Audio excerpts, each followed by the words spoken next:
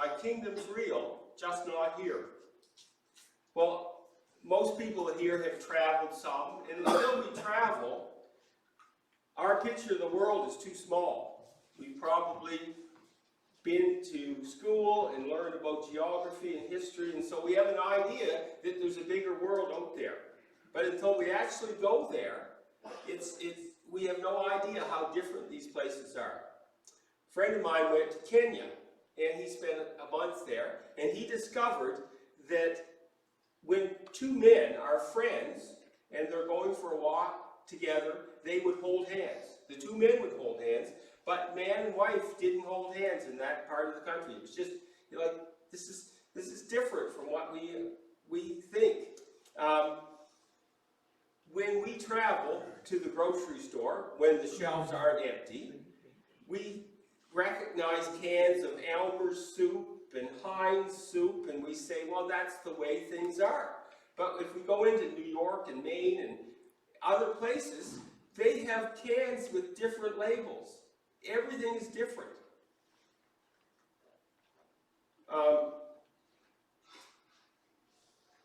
When Jesus talked about his kingdom, how different is that?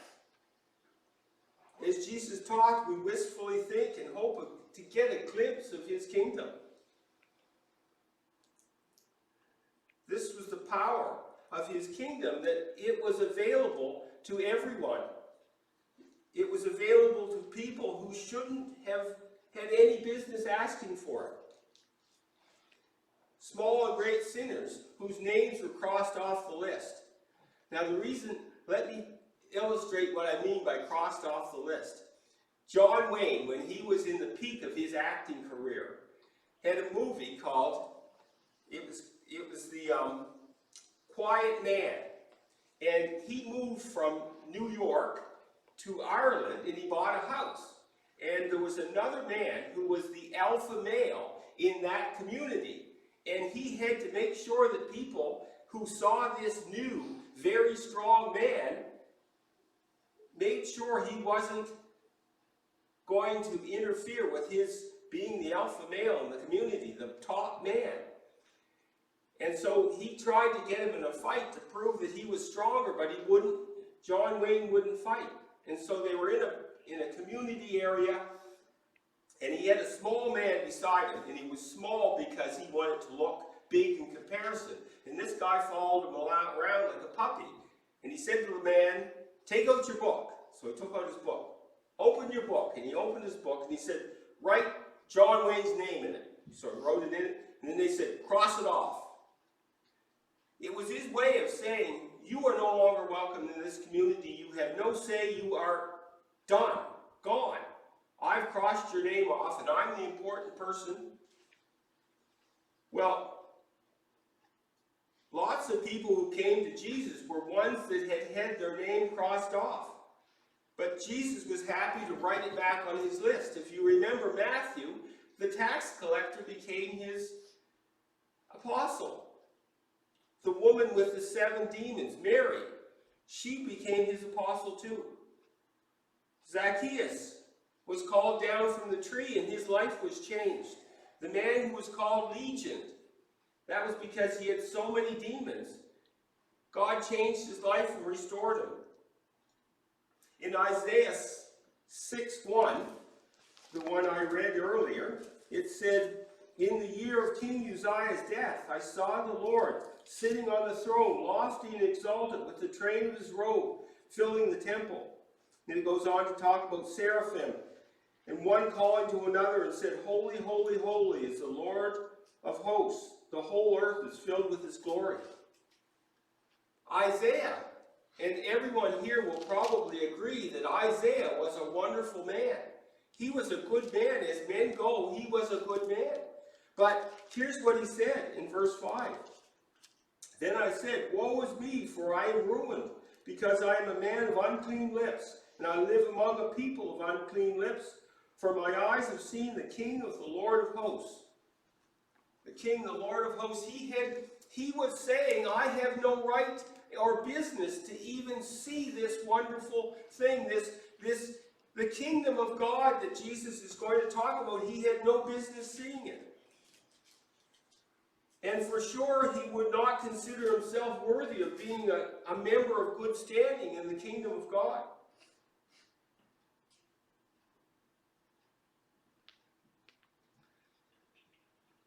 We all have that same thought, because when we're born sinful.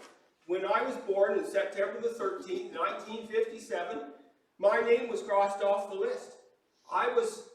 Because I was sinful, I was not worthy to be part of God's kingdom. Well, if people like Isaiah and Moses are not worthy to be called to be part of God's kingdom, what would that say for us? If we're not allowed on the list, if they're not allowed, why should we be? Well, what about Pilate?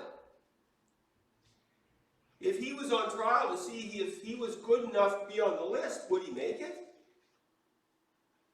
He was universally hated by the Jewish people. There's things that are historic that shows how awful he was to them. Every Jew hated him, but it seems there was at least one Jew who didn't hate him.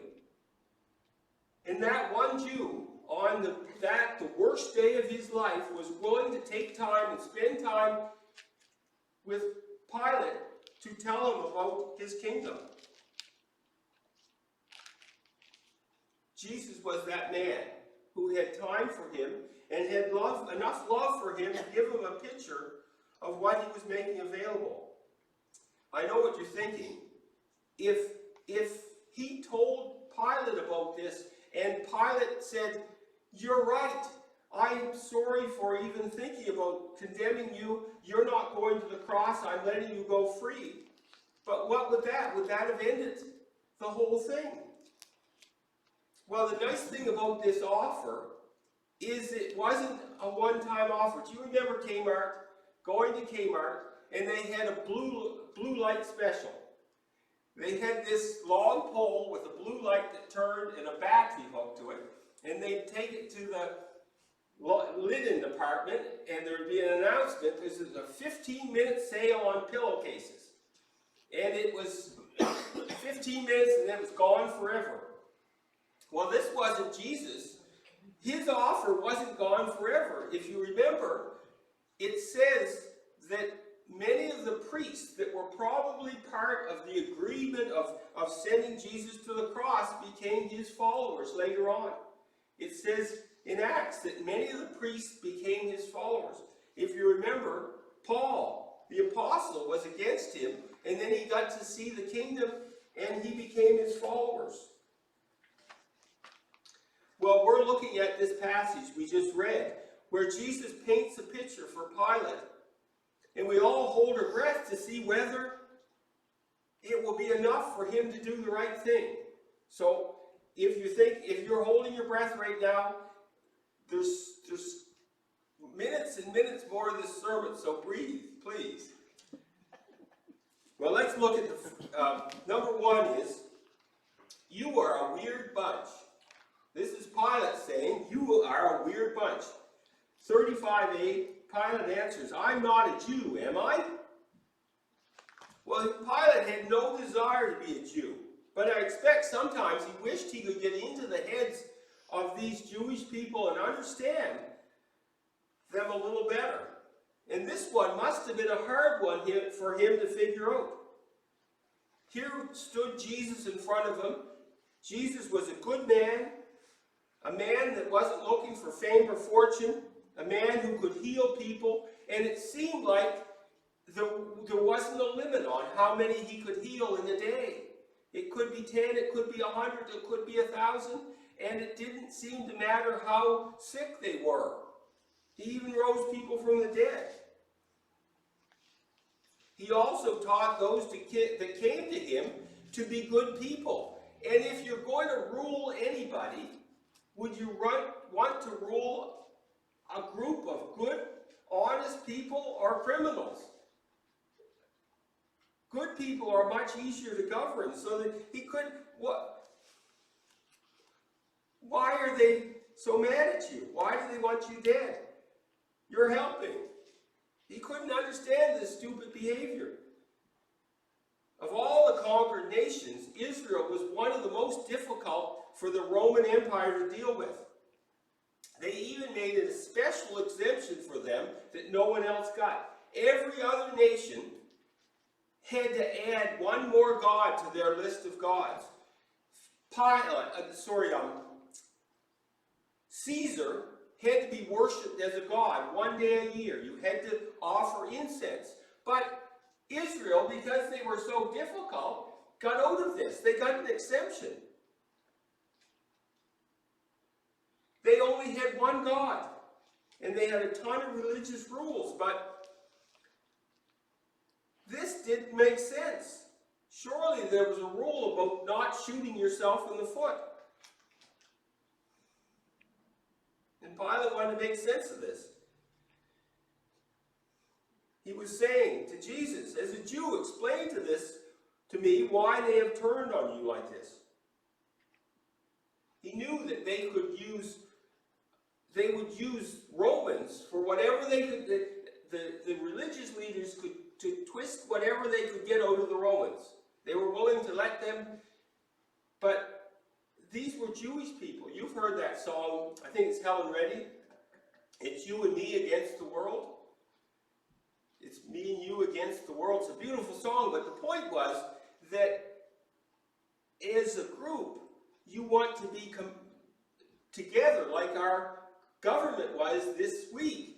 We want to be together against the enemy. The enemy is coronavirus. He would think that the Jews would want to be together, and they wouldn't do this to a fellow Jew. He understood human nature, but this was different. Jesus had been doing good. He had healed so many people over the past 2.5 or 3 years that there would be not one Jew who would not have a connection somehow, a family member, a cousin who had not been healed. So he wondered to himself, where would they get this huge crowd of people, good Jewish men, who were calling for his death? This didn't make sense. I'm not a Jew. Explain this to me. Well, number 2 is the what have you done question. The what have you done question. It says in 35b, your own nation and chief priests delivered you to me. What have you done? Pilate was saying, your own religious leaders delivered you to me. Well, he was no fan of the religious leaders. He had dealings with them, and he knew they were not a nice group. He hated them because they were self-serving, and they were politically savvy, so he knew they were dangerous. They, for sure, did not draw him to their God. They didn't pay. Gandhi says, I like your Jesus, but I don't like your followers. What he was saying is, they don't mirror Jesus very well, and the religious leaders didn't mirror God, Jehovah God very well. See, their God was just, and they weren't. And this was another example of them not being just.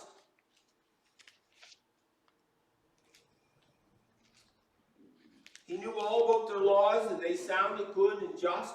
These laws that Jesus had continued, that God had given them to Moses, they were all good and just, but they didn't seem to be following them. And if they were following them, they weren't following them in such a way that made them better. The question was still, what have you done? And I don't think this was so much that he was a just ruler, because he wasn't. There are historic evidences that he just did things that would make all the Jewish people mad at him. He was not a just ruler. So, if you are corrupt and unjust enough ruler, what happens is people will revolt. And that's probably why Pilate was eventually taken from his post, because Rome didn't need another war because wars were expensive. So if it wasn't that he was a just judge, making sure he could understand so he could judge wisely, what was it about? Well, it may have been that he hoped to get behind Jesus if he understood what he'd done, so he could possibly give the religious leaders who he didn't like a black eye. And of course, this is not a good example of a proper ruling style. It just showed he didn't care about the people he was governing. If all of this is true, and some of it was, like the part about him being a cruel ruler, it's amazing that Jesus would spend this time with him. Well, number 3 is the otherworldly answer. In verse 36, Jesus answered, "My kingdom is not of this world. If my kingdom were of this world, then my servants would be fighting so that I would not be handed over to the Jews. But as it is, my kingdom is not of this realm." Now, if you've noticed something in these 2 verses, in verse 35, he says, "What have you done?" And Jesus doesn't answer, because there is no answer. If you said to me, "What have you done?" and I hadn't done anything, I haven't got an answer. I just said I didn't do anything. It wasn't me. You've heard children say that, right? Sometimes they really did do something. But the point is, Jesus didn't do anything. He had no answer. He followed the religious law of God perfectly. He followed the moral law perfectly. He was just. He was merciful. He was kind. He was morally strong and physically strong. And he loved his people. And as such, he was the opposite of the religious leaders. He didn't answer because there was no guilt he could take credit for, or there was nothing he could say. So he had to go in his answer to who he was, and it was kind of an ephemeral statement. My kingdom is not of this world. And what do you do with that? Here's a man standing before you who's clearly the most sane man you've ever met, in spite of the fact that his face is all bruised and his eyes are closed because they've been hit so many times and his face is bleeding. Now, here's something that I think you should understand as you read this, that Pilate was a very observant man. And he saw that Jesus' face was all beat up, but there was no evidence of a battle. There was no evidence of a fight. Because if there's a fight, your clothes are torn and your knuckles are all bruised. If you smash somebody in the face 2 or 3 times, your knuckles are bleeding. And Pilate could see that this man showed no signs of being in a battle, no signs of being in a fight. There was no other wounds except on his face. And he knew that he'd given up without a fight. He had his hands tied behind his back, and any bruises and any hurt he had was inflicted by people who had that were doing it without him fighting back. This man was a man with a clean heart, clean hands, and a pure heart, both literally and figuratively. And Pilate was smart enough not to have missed it. Then Jesus said something to Pilate that would be such a clarifying statement that he'd have to stop and say, "Oh, yeah, that makes so much sense. That is so right." He said, "If it were of this world, my servants would be fighting so I wouldn't be turned over to you." Pilate knew that there had been no battle. It says in the verses before this, a couple verses back, that when he had been arrested, it was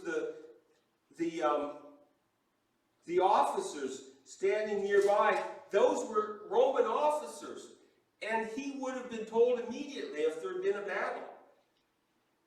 And here was this powerful man standing before him with thousands of followers, was standing by himself alone. All those people that a week ago had called him King of the Jews.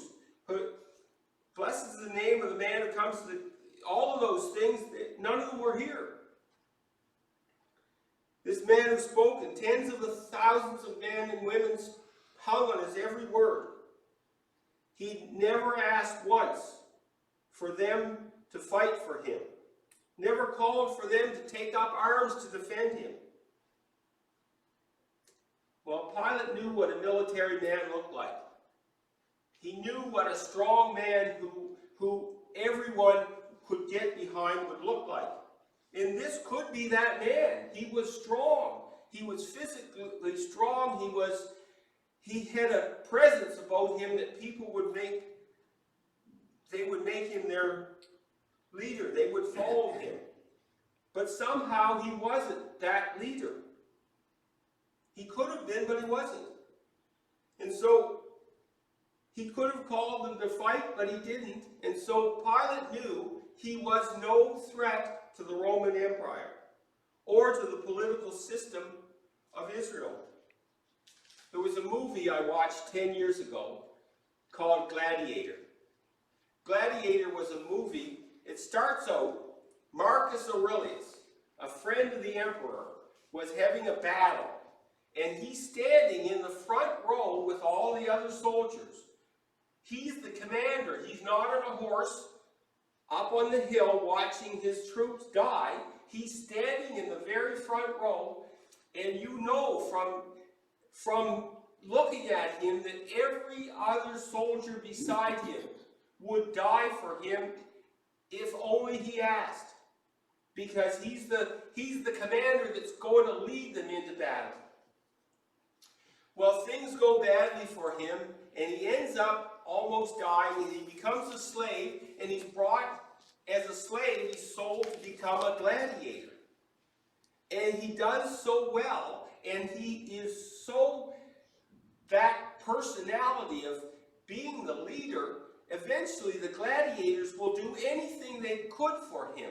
He becomes the leader. They all accept him as the leader, and at the end of the movie, he has a chance to escape, and all the other gladiators gladly defend his chance to escape to the death. Well, this was Jesus, but much, much more. Jesus was sinless, and he was unwavering in his principles, in his love for the underdog, his willingness to suffer for the cause of the poor, and the outcast of society. Can you imagine how much grief he got when the guy was lowered down through the roof into the house, and he cured him of his lameness, and he got all sorts of trouble. This is the Sabbath. Come another day. Can you imagine how grateful you would be that Jesus took the grief for you being cured on that day? And it happened many, many times. Jesus took a lot of grief for those who were the outcast of society. If anyone would rally behind a man, he was the man. And Pilate saw no anger in his face. He heard no anger in his voice. He wasn't a man who had been, all of the people he was relying on had failed him. His followers had left him, and he was like a seething madman because he lost his chance. This wasn't Jesus. There was no chance he was the man that who was trying to overthrow these rulers. But he shamed him, he shamed them with every one of his actions. Pilate could see that this Jesus knew his kingdom was completely safe, and Pilate could not touch it, and the religious leaders couldn't either. Well, this is a call for us to seek that kingdom that's not of this world. If he could stand before Pilate completely calm and discuss his eternal kingdom, it's something worth knowing about. I can tell you about it, but it's not the same. Can you imagine the difference between hearing about it and doing it. Think of a man who lived in the desert all his life, and a bowl of water was a lot of water for him. And he would use a bowl of water to wash himself, but you were telling him the story of when you go to the beach, you can run into the water, and the waves will come up, and they'll cover you completely. And there'll be wave after wave. As long as you want to stay in the water, there'll be so much water. And he could not possibly imagine that scenario unless he had actually been there and seen it. Well, that's the same as me telling you about the love of God and you experiencing it yourself. Well, one of the irrefutable proofs that Jesus was who he said he was, that he was the Son of God, it was taken as truth by those people that followed him, and the irrefutable proof was their willingness to be tortured and killed rather than say, no, that claim is false. Remember I said the Romans allowed the Jews to practice their own religion, and it was an inconvenience to them. They had to make a different rule for the Jews. And they were allowed to do this because the Jews weren't very successful in gathering other followers. Because if the Jews had have said, look, we serve the only true God, and everybody was following the Jews, and then everybody was difficult, the Roman Empire would put a stop to that. They're too much trouble. They never did. You see, the followers of Jesus, after Jesus rose, and as you start reading the book of Acts, Jesus' followers were able to convert all sorts of people. It didn't matter if they were poor or rich or powerful or slaves. They were turning the world upside down. Do you remember the story of Demetrius? It's in Acts 19:23. About that time there occurred no small disturbance concerning the way, for a man named Demetrius, a silversmith, who made silver shrines of Artemis, was bringing no small business to the craftsmen.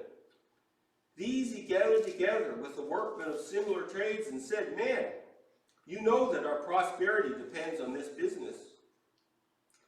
You see and hear that not only in Ephesus, but in almost all of Asia, this Paul has persuaded and turned away a considerable number of people, saying that gods made with hands are not gods at all. Not only is there danger that this craft of ours fall into disrepute, but also that the temple of the great goddess Artemis be regarded as worthless, and that she whom all of Asia and the world worship will even be dethroned from her magnificence. When they heard this, they were filled with rage and began crying out, great is Artemis of the Ephesians. Well, Demetrius hit the nail right on the head. These people from these Jesus followers were turning the world upside down. They were going to say that these gods made with hands are not gods at all. You see, the message that Paul was preaching was dangerous. He had miracles, and there was love, and there was a erasing of cultural norms, with slaves being treated like free men and women. It was going to all end badly, for there's other gods made with human hands. Do you remember what Gideon's father said? Gideon was approached by God and says, you're going to lead the people. And he was going to offer a sacrifice. And he killed the oxen, and he cut down the Asheroth pole, and he destroyed Baal's worship area, and he burned the Asheroth pole. And they came to Gideon's father and said, you give us Gideon so we can kill him. And Gideon's father said, if Baal is God, if he is powerful, let him defend himself. Well, this was quite a rude slur against a powerful God that turned out to be not powerful at all. That same God had met with Elijah the prophet on Mount Carmel. And he said to the 450 prophets of Baal, you talk to him. It's in Kings, 1 Kings 18:27. It came about at noon that Elijah mocked them and said, "Call out with a loud voice, for he is God. Either he is occupied or gone aside, or on a journey, or perhaps he's asleep and needs to be awoken." Well, that gone aside is a kind of a way that they said he's gone to the green room. Now you're wondering what the green room is. We went on a trip with the antique car group to Prince Edward Island, and it was 2.5 hours drive. By the time we got there, we were happy to have a bathroom break. And everybody stood in line for this one bathroom, and the area was covered around with trees, and so I went to the green room. Elijah was saying, maybe Baal's gone to the green room. You'll have to yell louder. Well, Demetrius had to step in for his God because she wasn't doing all the things that Jesus was doing for his followers. All of those things like miracles and love and removing the social norms. Every other religion called for people to do things, to buy their way into the good graces of their gods. But Jesus had done it. It was a finished work. People with nothing could come and receive the same great gifts of grace as the wealthiest and most powerful. Jesus leveled the playing field for everyone, and no one was left out. What is more, the church actually practiced this equality. You remember what I said about the Jewish leaders? That Pilate didn't like them because in spite of all the rules, they were not about obeying God's rules. They are about becoming rich and powerful. There's stories of rich people in the early church. Rich people getting up and giving their seat to slaves who came in. They did this. They shared their food with them who had none. And people began to notice this. Well, Jesus is not calling us to fight for him the way Pilate was thinking about. He has a better plan. He calls us to love others when they haven't earned it, to forgive them when their actions don't say they even want to be forgiven. If we had been with Jesus, if we had been there in the first century, we would be willing to fight to our dying breath to defend him, because he commanded this type of loyalty. Pilate would have recognized it in him. This is a man who was a true leader. This is a man who, if he had called for people to fight, they would have. In our age, he's asking us to be part of his kingdom, to love, to forgive, to share whatever we have, to share the good news to our dying breath. And when that dying breath comes, whether it's 10 years from now or 20 or 30, we know that it will not be for nothing, because he's prepared an eternal place where we will live with him. That's his kingdom. That's the kingdom. He's my realm. My kingdom is not of this realm. That's the kingdom he